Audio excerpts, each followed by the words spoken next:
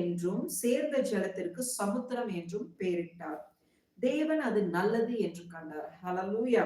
அப்பொழுது தேவன் பூமியானது புல்லையையும், நல்லா கவனிச்சுக்கோங்க, இதுதான் என் வாழ்க்கையே பெரிய ஒரு விசுவாசத்துக்குள்ள இந்த வசனம் எனக்கு அடிக்கொரு தடவை நடத்தின வசனம் என்னன்னு கேட்டீங்கன்னா, என் வாழ்க்கையில எல்லாமே அப்படியே ஒண்ணுமே தெரியாதபடிக்கு ஒரு சில சூழ்நிலைகள் வரும். எல்லா மனுஷனுடைய வாழ்க்கையிலும் வரும்.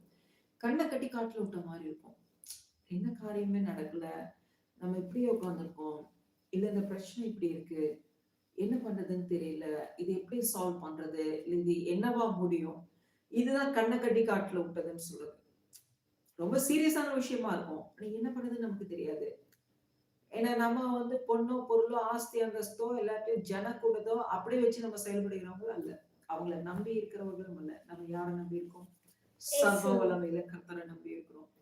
சோ அந்த மாதிரி சூழ்நிலையில என்ன